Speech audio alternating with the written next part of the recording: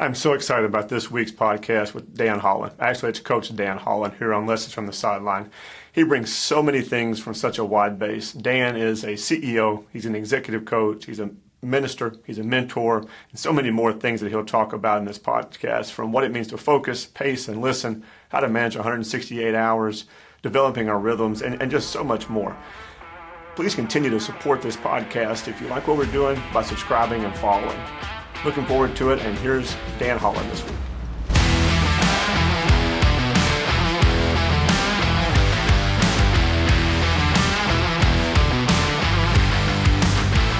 So how's it going for you, the whole podcast thing?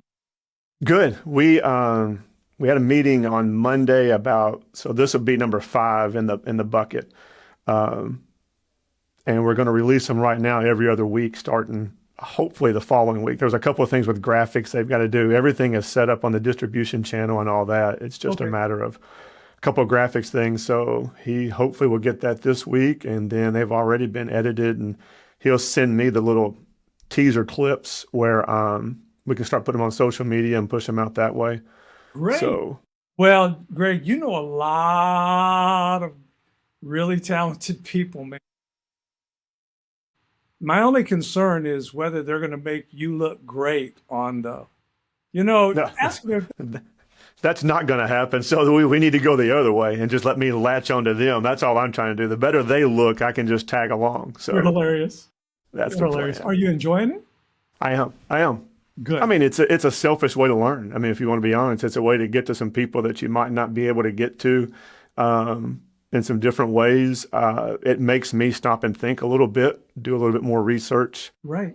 About, for me, one of the biggest skills I want to work on is the ability to ask good questions, and then the ability to follow up. If I do ask a good one, the follow-up question to dive in a little bit more. I know that's a skill. You and Joy Williams are two of the best people I've ever been around at being able to do that. And Joy is always like, well, the question should have been. I thought, well, crap, Joy, if you'd have told me that beforehand, I would have got a better answer. Right. But that's what's helping me. I mean, that's part of the craft right there, that it just makes you get better at it. So the reps of that will be good. So I listen for the same thing. So I hear what you're saying, because sometimes I tend to overthink it when I'm talking to somebody or I'm learning from somebody, because I'm always hedging to learn. Now, I just got done with a lunch where I agreed to meet with this guy once a month, and he buys me brunch. I says, you pay for brunch, I'll meet 90 minutes. And it's amazing what I'll do for food. But he's, I've known him for probably 20 years or so. And he said, I can't afford you, Dan.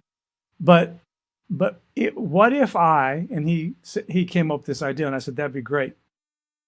And so he's always learning from me, but I'm always learning from people.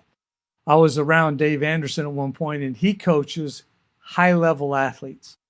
And he came up with a series of questions, and I'm always, and you've probably seen this in my book, but I have questions I write. When I hear a series of questions, I'm going to write down those series of questions because they're simple.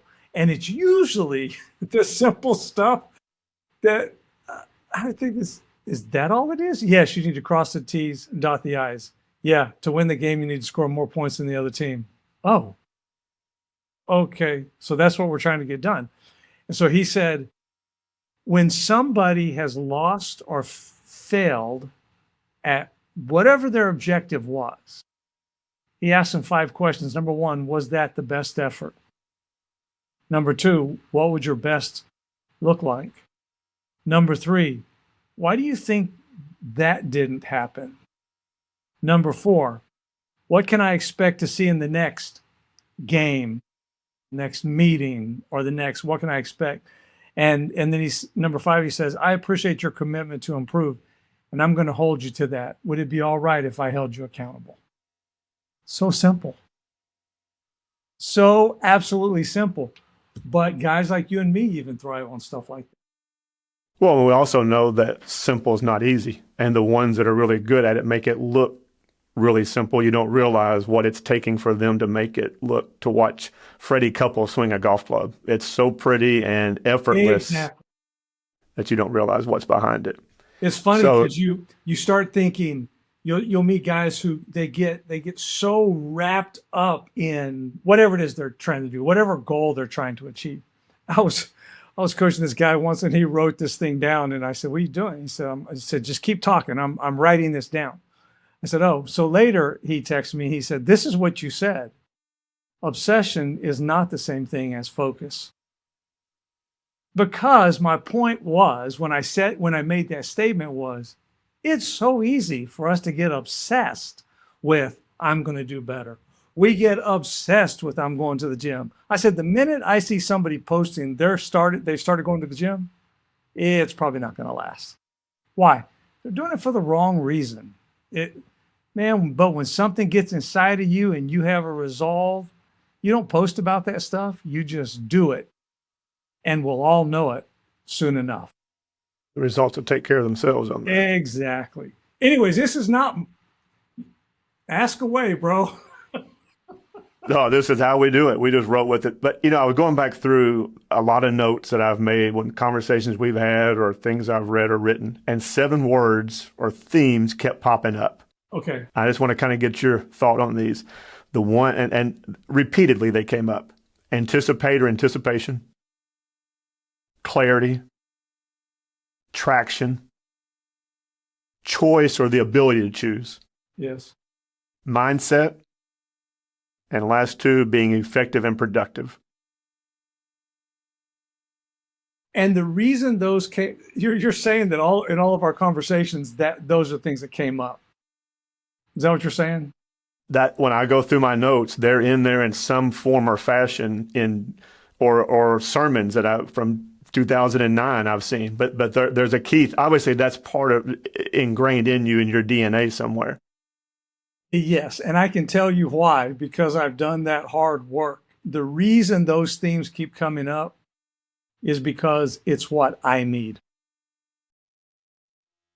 I will say to people that I'm coaching, "Hey, listen, or if I'm leading here around the company here, I say, anytime I speak directly to you, it's not judgment. Just consider I am the pot calling the kettle black." I said the only reason I'm saying these things is I needed it. I needed to hear it. And that's where I came up years ago with, this idea of anticipation.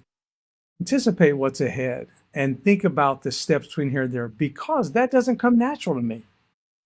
I had a coach tell me many years ago, I said, "Why is it that I work early morning to late night? I work hard and I play hard, but I'm not getting the exact results that I want to see." Now, by any outside measure, the ministries I was a part of, highly successful. The work I give myself to, successful. So that's great, by God's blessing.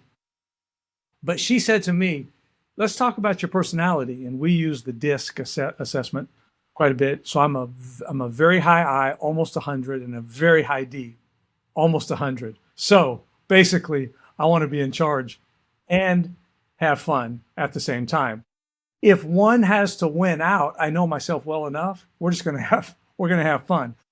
But I thrive on getting stuff done, which has that effective and the productive theme that come into play. So as I looked at my life, that's where I came up with the FP&L journal that I have, where I began to write in there so that I wouldn't forget. My FP&L stands for focus, pace, and listen, because the thing she told me is she said, "Dan, I know what you need to learn. The one skill you need to learn is how to pace yourself," which is a little offensive because, like, you know what I mean? You ever hear any advice and you're just like, who did you say you are again? She said, "You need to pace yourself." And what she meant was you think fast, you make fast decisions, you do things fast. And if it's wrong, it's okay. You're just going to come back here and clean up the mess. But when you pace yourself, you're lethal.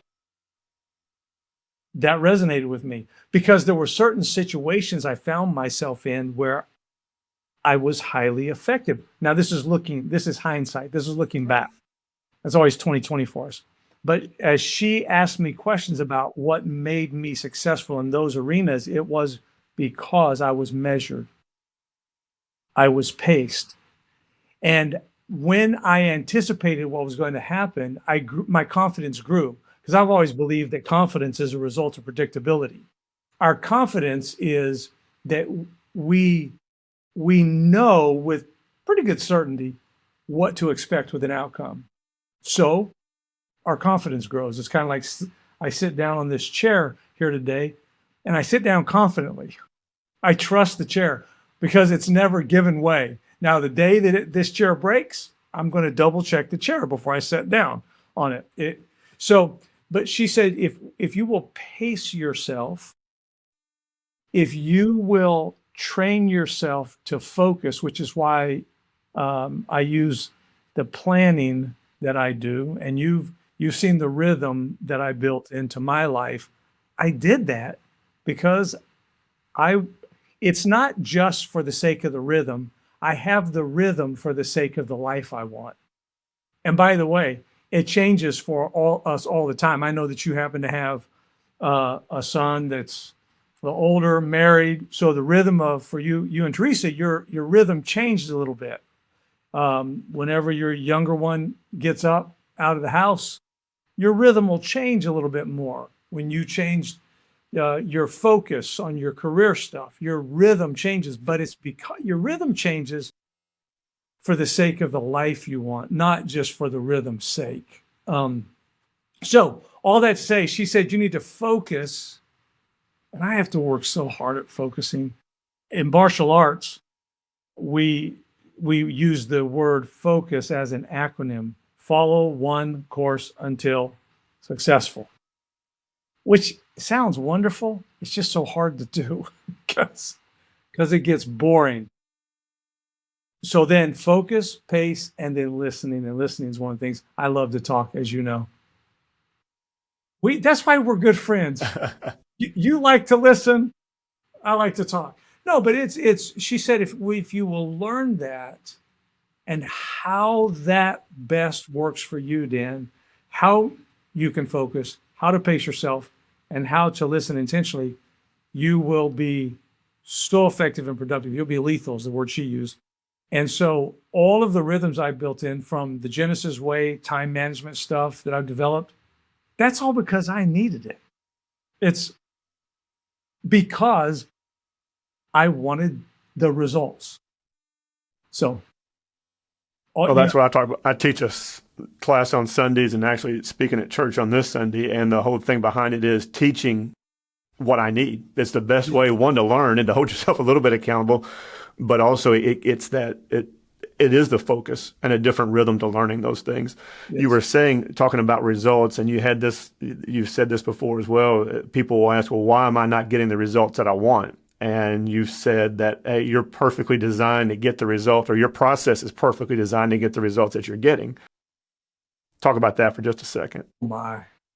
Yeah, so the only person, and you've heard this before, the most difficult person to manage or lead in the room is yourself. I was just coaching this guy today, and I said, the good news is this: the only person we have to answer to God for is ourself. Here's the bad news: the only person we get to answer to God about is ourselves. Now, when we're leaders, we also answer for how we led. If you're an elder in the church or you're a pastor in the church, how you took care of those sheep, the people. When we lead our households, how did we take care of that? So when I don't see the results that I want, could be in my workout routine, it could be in my planning routine, it could be whether or not my coaching business side is growing the way I would like to see it grow. It could be whether or not we're getting the results that we need here in the companies. I have no further to look than, what are the rhythms I've established? What are the systems that I follow day in and day out Am I following them to my detriment? Do I need to tweak them or change? And that's what I mean by that. When somebody doesn't like the results that they see in their life, they need no further than to look at the way they're thinking, because where we are and what we have is a result of how we've thought. Zig Ziglar said that years ago. And then he said, and you can change where you are and what you have by changing what goes into your mind. It's so simple, but to your point, Greg, it's not easy. It's hard. So Well, the other and- thing that comes into play with that is I have learned that one of the most valuable things I have, aside of everybody gets 168 hours, here you go, what are you going to do with it? You can't save it. That's just the caveat. You have to decide how you're going to spend it ahead of time. I realized one of the most valuable things we have is our attention.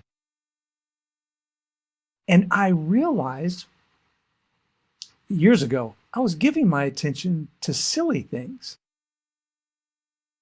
Example, I would give myself my attention to people in silly conversations. I don't. So far as it's in my control, I just don't. Why? All I have is my attention. I was giving my attention to random things on social media because I guess it was entertaining and fun, and I would call it the death scroll, where you're just kind of, so, and this, you may laugh at this, Greg, and I may have shared this with you. I don't remember. Years ago, I decided to take all the social media off my phone. You know, that was not easy. I thought, well, am I going to be out of touch? What's going to happen to me? Well, the end of the story is nothing happened and no one cared. So I took it off. Why? Because I needed to manage my attention. So You said that if leadership is a result of belief, then belief changes everything. I would assume that you could fill that would be fill in the blank with leadership. If whatever is a result of belief, that changes, that's obviously mindset or belief, and it leads all the way to your destiny. I know you've talked about that flow or that rhythm, if you will. Can you expand on that for just a second? yeah, so I didn't realize why I was so intrigued by the power of thought and mindset, but I had a guy that I coached for several years, still coaching him, and he is leading a successful church out in Dallas.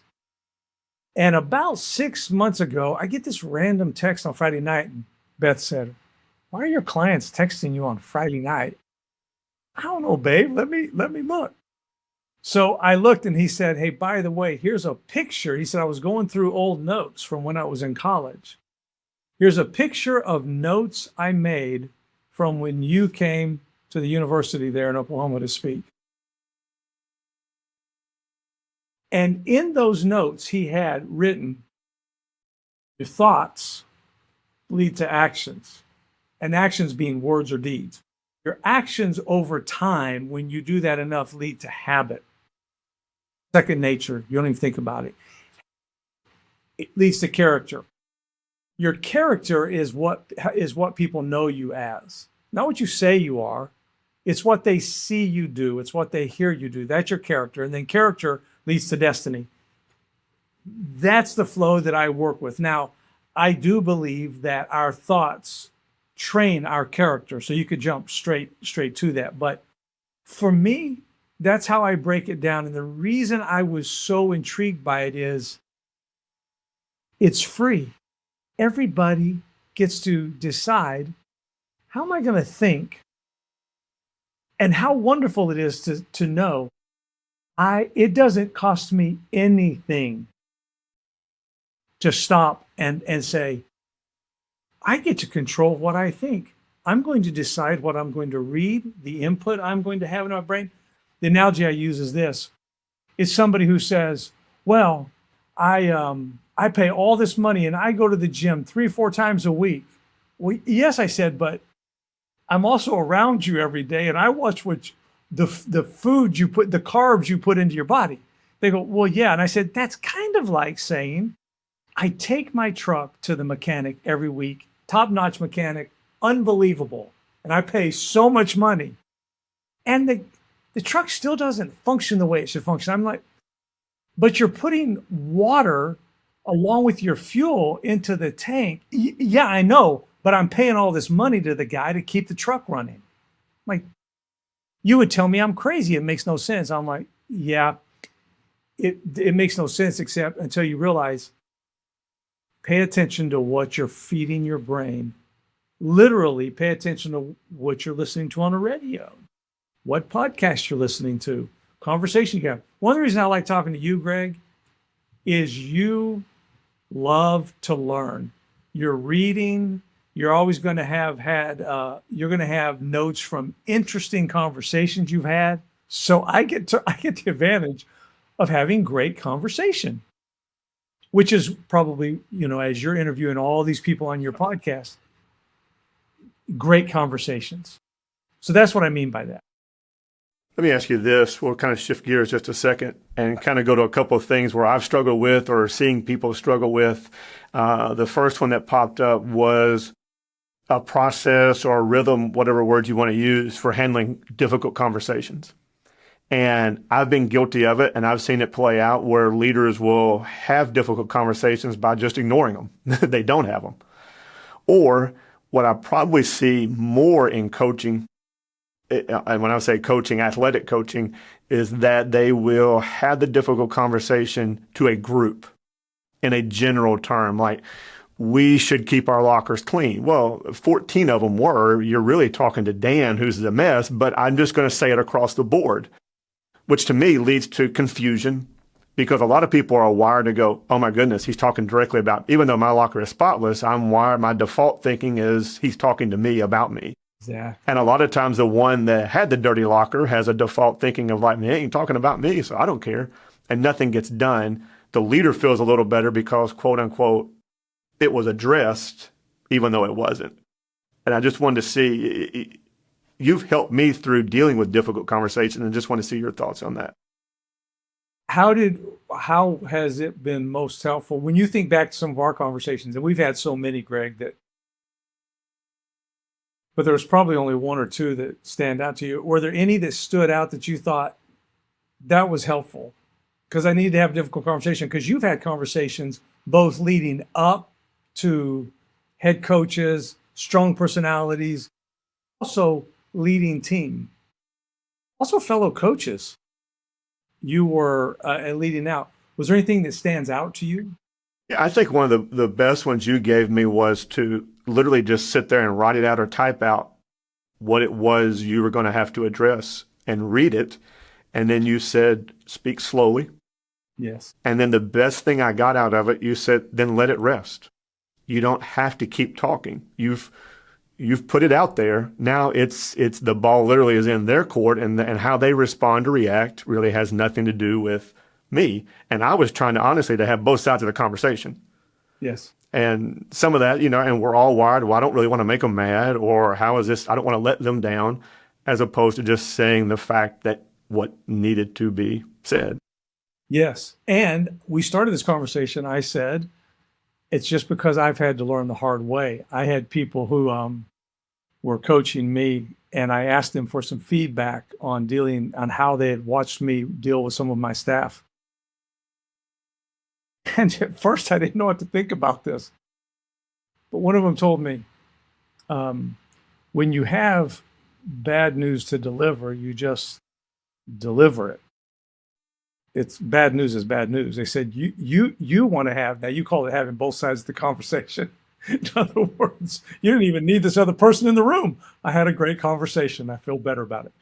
And he said, just deliver the bad, just tell them. It's not about how you feel, Dan. The conversation's about them, not about you. And he said, and by the way, you have zero control over how somebody else responds. If you're going to accept control over their negative response, then you should probably accept control that you have control over all of their responses and take credit for it. So that is what I've learned the hard way. Think through exactly what your message is for the person. Speak slowly. I call it pacing yourself. And I realize that I need to speak slowly, not because people are dumb, but because I need to make sure that I walk the path clearly so that they are able to digest what I'm saying and then stop talking. Which is hard. Which is so hard. Which is so hard. Give them time to digest it. It's kind of like eating food. It doesn't digest right away. Let them think about it. Now, that's a difficult conversation. One of the other things I've learned is when you have a team member, and I learned this from Henry Cloud. It's so simple. It's brilliant. He read through Proverbs and he realized there were about 3 categories of people. You have wise, you have foolish, and you have evil. And in his book, the title is, I believe it's Necessary Endings. There is a chapter on, I think the chapter's titled Wise, Foolish, Evil. Anyway, to categorize it, when you're having a conversation, when you're leading people, if you have someone who's evil, it's someone who is trying to destroy, it's somebody who's, and when you are dealing with evil people, he said that is when you get guns in the law, police and attorneys involved. Do not, no matter how much you want to help this person, you can't. Okay, so that's the evil. The wise person are the people on your team that they don't cause much trouble, and frankly, you're glad they're on your team. And the problem is they need you to have a problem with them. And all he meant by that was, don't just dismiss them as, well, she takes care of her stuff, and I know we got this little thing going on, but she's fine or he's fine. At least we don't have the big issues with them. That would be the wise. The foolish category is the one that guys like us have trouble dealing with, because the foolish people are people who often are the most talented people on your team. And it's not that they're foolish all the time. We all have at times can behave foolishly. But someone needs to deal with that when we are behaving foolishly. So the example he gave was this. Let's say you have someone on your team who's continually missing a deadline. You've mentioned it before. They are always saying, yes, I'm going to get this. Yes, I'm going to get this. And he may be one of the, if not the most talented person on the team in that arena. Everybody knows that he's not held to the same accountability as they are. The question he had was, how do I have that conversation with this person? And he said, usually these people are gifted at turning the conversation back on you, or blaming a situation, or pointing out to something out there that happened that they had no control over.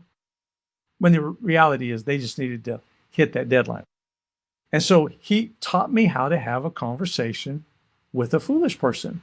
And you have someone else in the room. I sit and I just say to them, we're here because I see that you've been missing these deadlines. And he goes, yeah, but we're going to talk about it. And I said, we've already talked about this. This is a different conversation.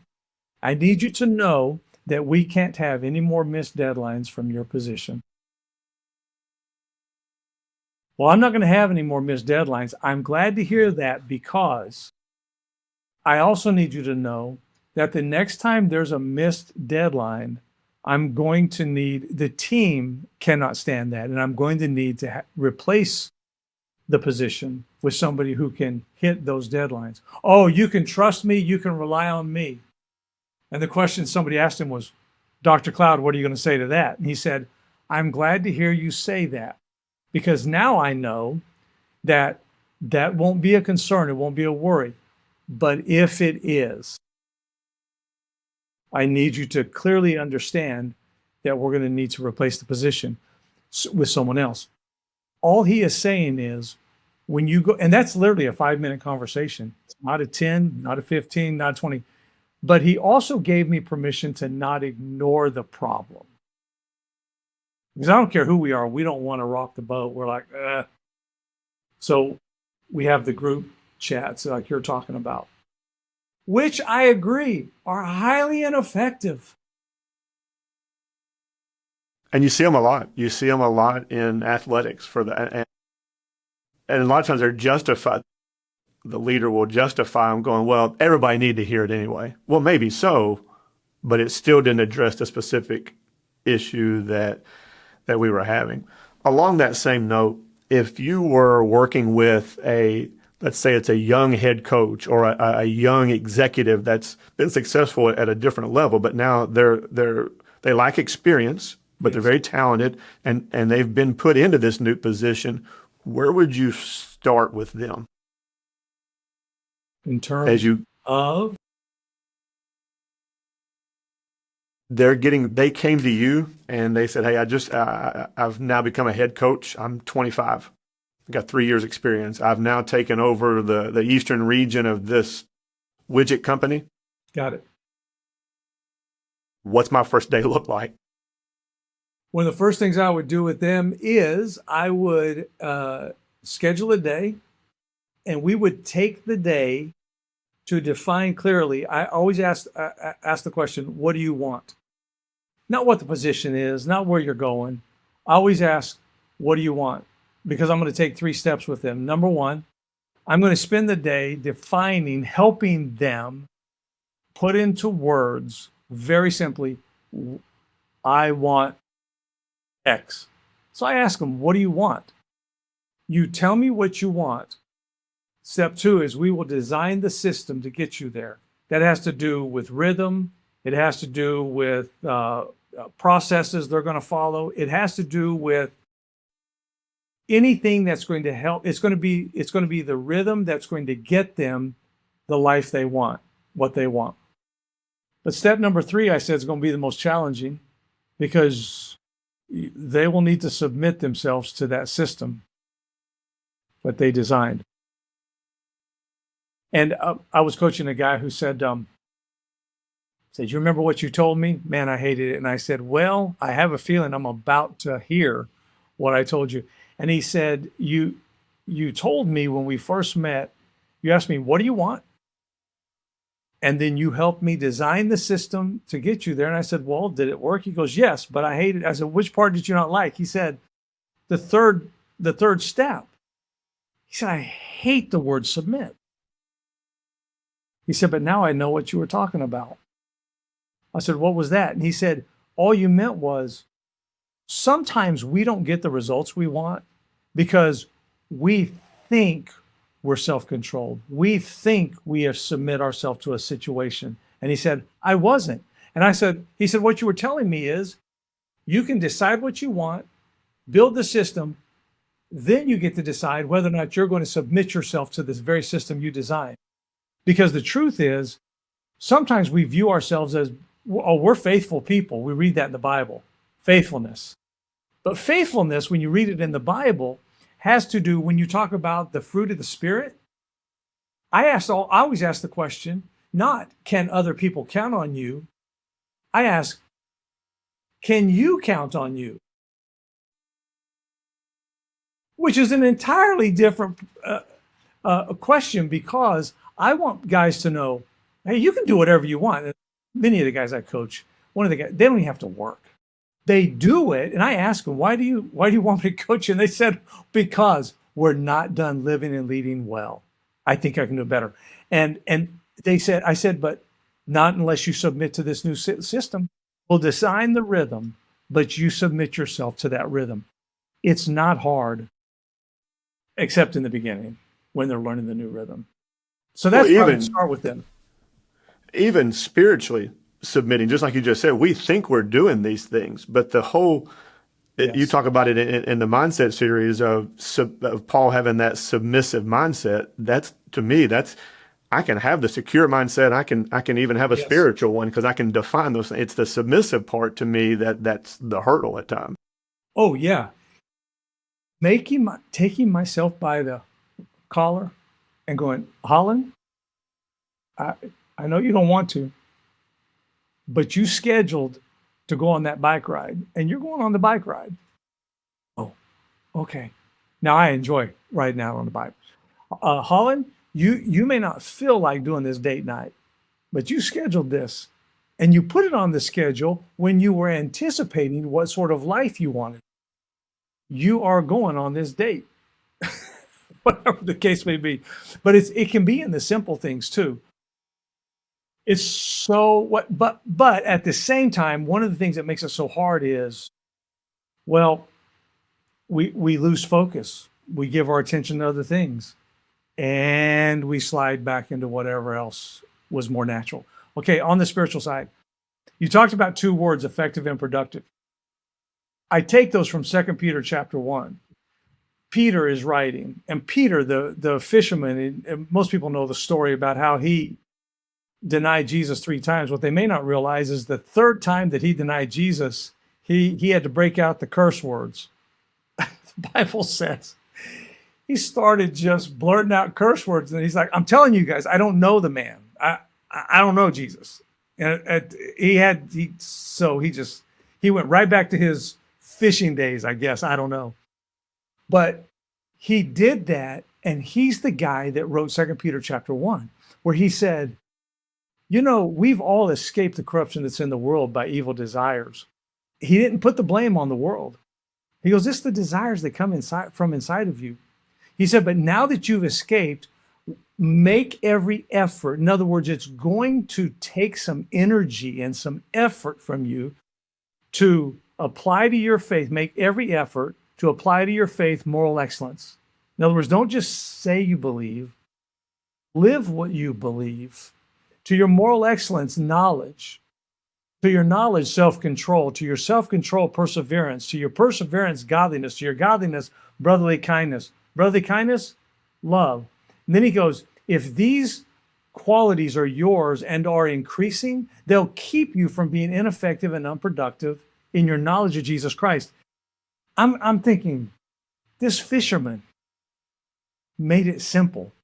For me, what it did is it put handles on Christianity. Back when I was in college, I memorized 2 Peter 1, verse 3 through 11. It put handles on Christianity. It made it for me make sense. I grew up in the church. But at some point, I'm like, but I'm not living up to it. I'm out doing whatever, and I don't know, do I believe all this stuff? And he just said, hey, listen, you want to be effective and productive in your knowledge of Jesus Christ and not just know about him? It's going to take a little bit of effort, Holland. But I understood all the concepts he was bringing out. Apply to your faith, moral excellence, knowledge, self-control, perseverance. It's all the stuff that we understand all these terms. But it made it simple. Well, it gave those words life to them a little bit. I used the example the other day in class of like, a lot of times coaches will say, hey, I need you to cut harder. Okay. And they'll look at you and go, okay, well, what's harder? So it became better when we just took a second and said, give me a jog on a scale of 1 to 10, jog at a 3. They could do that. But now do it a half speed. Yes. Then 3/4, then full tilt. Then if they weren't going full tilt, we had, hey, that was a 7 on that scale. You got it? Got it. It was able to give those words that we use all the time. There just wasn't any life behind the words sometimes. And that's why I think one of these conversations, and Coach Meyer was great about painting a word picture, or you'll say something that'll just go, that was it. And a lot of times, like when you reread scripture, reread a book, that the words kind of pop out a little differently than they did a year ago when you read it or a month ago when you read it. Yeah, listen, I love what you just said, because what you talked about when you're saying to a player, a smart, talented player, hey, I need you to cut a little harder. Oh, okay. I mean, what are they gonna do? Disagree with you? But when you slow the pace down, this goes back to pacing, and you say, walk me through what you think I just said to you. Well, I think you meant, okay, I can see how you can get that. But this is a 1. And if you do this, it's a 2. When they start learning these, when I learned through talented people, and this happens to I don't care if you're leading an organization, a company, a church, a ball team, a whole conference. It happens that sometimes we forget we have to learn new things too. But to learn new things, you have to slow down. Let's say, how's that work? I realized this when I was working with guys on managing their digital calendars, because I said, if you're going to work with a virtual assistant, you need a digital calendar. We're going to do that. And I realized they agreed with me intellectually. They didn't know how to work it. They're not stupid. And I realized if I slow them down, this goes back to your analogy of, I need you to cut a little harder. When I slowed them down, they said, oh, that's how it works. And I need them to work it. And once they learn these new things, and what dawned on me was, that's how I learn too. I have to slow down, build the process in, make it fit into the context of my rhythm, and I get the results I want. Well, it's like the SEALs talk about, that fast is slow. That you can't just take, that consistent, that under control will make you much faster at times and much more efficient, Yes. obviously. A couple more things right here. We both know, and going through this, that conflict revolves around personalities. To me, and from what I'm learning and coaching some people and being with some people, is that to what you just said, everyone agrees when you're talking about somebody else's personality. It's much harder to identify that personality of myself and alter or adapt or flex, whatever word you want to use, my leadership, my communication style to best communicate with you. Talk about how you see that through, I'm sure you've seen that. I think it's common, especially with efficient, very productive, very good leaders, but how they can take that next step when they do learn more about themselves and their personality. It is probably one of the greatest blessings for a leader to know themselves. And usually it will require having someone they trust, that they know does not have a dog in the hunt, so to speak, to just point out, ask them, are you aware of this? So the way we coach this is, I think every personality blend is wonderful. It's the way we've been created. And we can look at us as adults, and we can look back to when we were 10, 11, 12. And it's funny because we can see that's how we were then too, just a younger version of ourselves. So the way I describe this is, we all have tendencies. My tendency, for example, as a high I or a high D, is I'm going to get things done, like it or not. This is how we're doing it. I like to get stuff done. But I also like to have fun. I also really enjoy people. I also really enjoy, and as a high I can talk a lot. So I have to learn. That's where I came up with the phrase, stop talking. With my high D, not everybody needs my opinion. That's hard. That's really hard, because I think everyone could be blessed by my opinion. And Greg, it doesn't matter about what. It's just my opinion. C's need to learn that they don't know everything. That sometimes life is messy. Let it. And for high C's, I will teach, as well as most personalities, I will teach them, allow the sowing and reaping to remain with the same person. Don't try to save people. And what I mean by that is, what people have sown, let them reap. That's how we all learn. And it's uncomfortable to let people be uncomfortable. S's, on the other hand, those who are high S's need to understand their tendency to be, um, uh, they want everybody to be okay. They want people to be happy. I tell them, okay. I mean, I'm not against it, but you can't make everybody happy. You need to make a decision, decide. Their tendency is going to keep them where they are.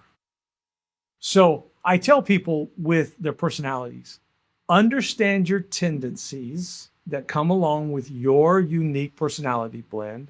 Do not use them as an excuse. Well, that's just how Who I I am. But also recognize your blind spot. All of us have a blind spot. Every personality blend has a blind spot. And because I think you have access to Dr. Rome's personality insights and stuff, we have identified blind spots for each one of these mixes, each one of the personality blends. And when a leader is aware of their blind spot, they become more effective. The example is in the movie Blindside. Blindside? Is that the football movie? Mm-hmm. Yep. Okay. Michael Orr. Yeah. I mean, it's the football quarterback has a blind side. Now, while he's facing the defense, he sees everything. But the minute the right-hand quarterback backs up and turns his back, he's got a blind spot. All of us have a blind spot. All of us. And it's not horrible to have a blind spot. It's because we're involved in doing what we're really good at. So what Beth tells me is, Dan, and for those who don't know, Beth is my wife. She says, Dan, she gives me two pieces of advice. Number one, if I'm under stress, she says, live in your eye. Number two, she says, stay in your lane. Great advice for everybody. Live in the best version of yourself and just stay in your lane. Realize your lane. Sometimes if I have difficulty making a decision, I need to have people on my team who are decisive. Stay in your lane. Be really good at what you're good at. Let other people be good at what they're good at. Well, and back to the blind spot or the blind side, that's why the left tackle for a right-handed quarterback team is the second highest paid person on the team behind the quarterback. There you Because go. there's nobody to protect that. And I think I would assume that you would agree that leaders need to figure out or employ or whatever, or have somebody to help Yes. them with that blind spot, and somebody that can stay above the drama of helping you identify that blind spot. Yes. You just nailed it. Along with leaders who move into a new position and they're stepping up, figure out who you are. And this is not a 1-hour class or a 1-day seminar.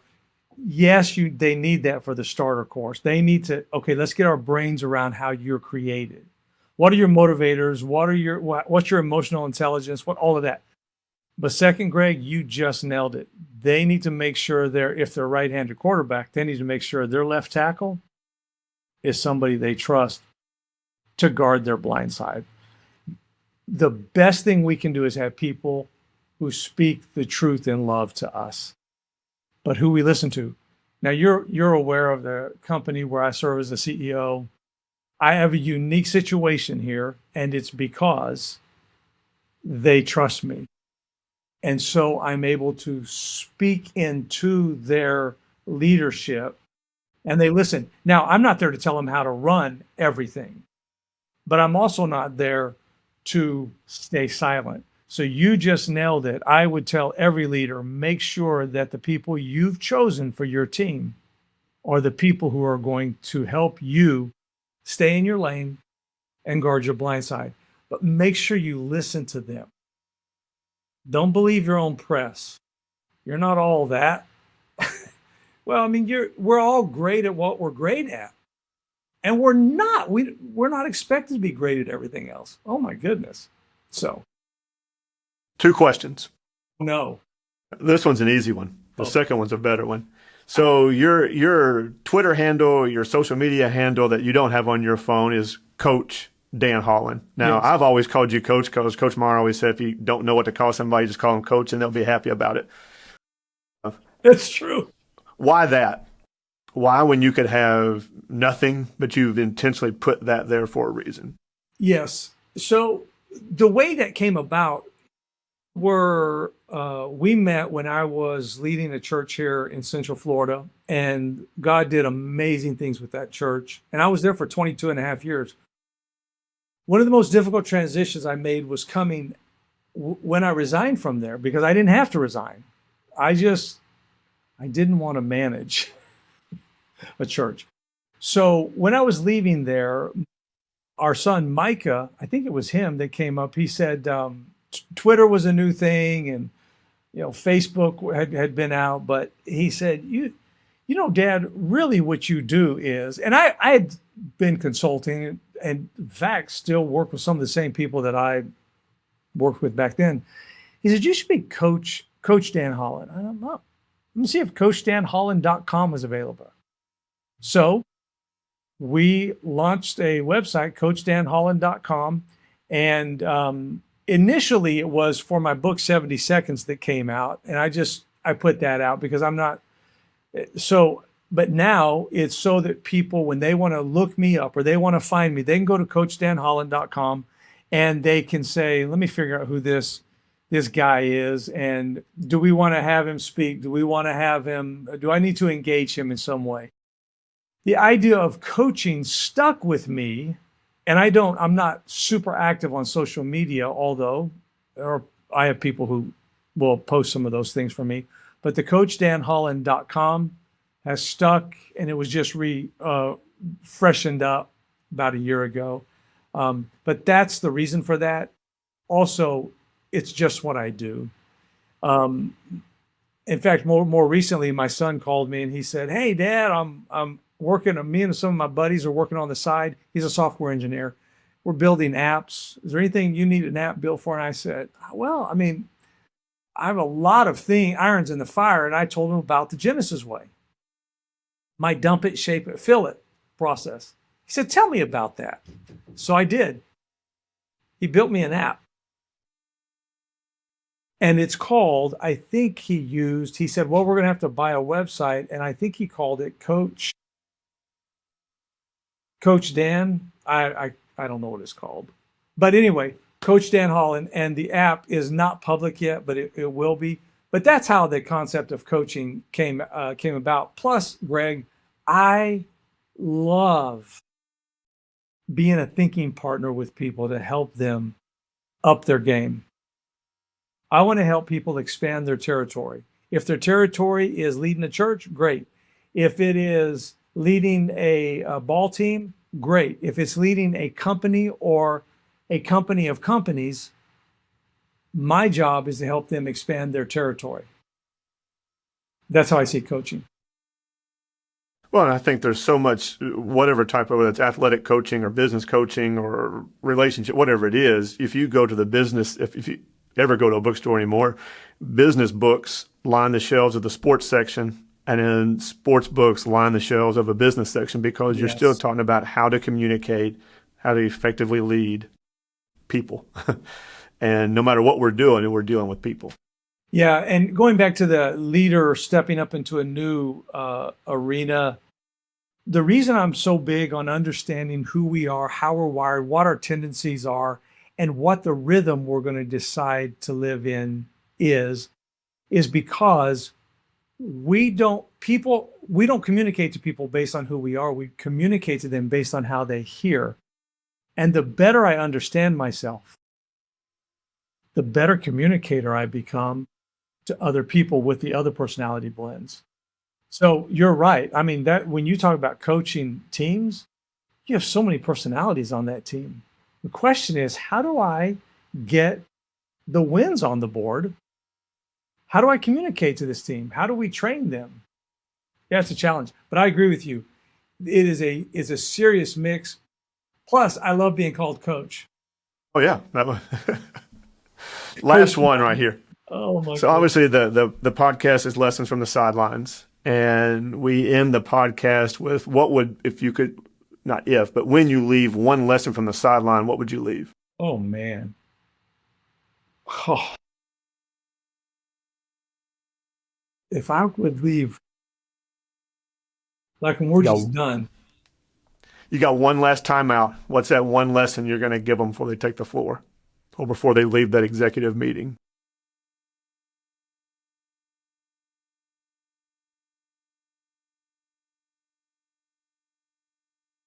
such a good question. Dan's quiet. This is a good one here.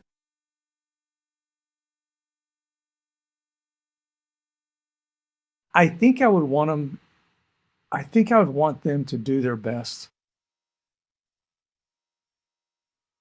And I would say that because I want people to live in fourth quarter conditioning. I want them to live their life being ready to play the fourth quarter. Because if you're physically ready, you're gonna win a lot of games in the fourth quarter just because your conditioning's better. So I would tell them, oh man, that's such a good question. Greg, I think I would tell them because I'm thinking of all the leaders I work with. That's been the most fun question to watch the responses in these podcasts that we've done is with that one question. I think I would tell myself, do your best to be faithful to what you know is right. Just no excuses. I'm going to own the outcome. And that's hard work. That's the standard I would hold myself to. So that's what I would want for the team out on the floor. And I've always believed, coaching is one of those things where I can't score the points for them. I can't go lead all their team members. We've got one guy that's got 7 VPs. I can't lead all of them, but maybe I can help him position himself and lead in such a way that the influence flows through. So that he can just up his game and do his best. That's a good question, Greg. It makes me feel good because I think you're one of the best at asking questions. Well, it's hard to believe that's been an hour right there. We could do this for 4 or 5 hours and never blink, I don't think. But I just want to thank you for your time here and excited to continue to grow and learn and see what's next for you right here. Well, I'm excited for you. I think the world of you. I think that your relationships also tell a big story. You love people, you love the Lord, and it shows. And that's why you can get the quality of people that, and I jokingly said to you, good grief, you must have had a lot of cancellations to get me on. Not at all. Because you love to learn and you love to figure out how to help other people win. That's what I love. I think that's what we all want to do. Well, hopefully.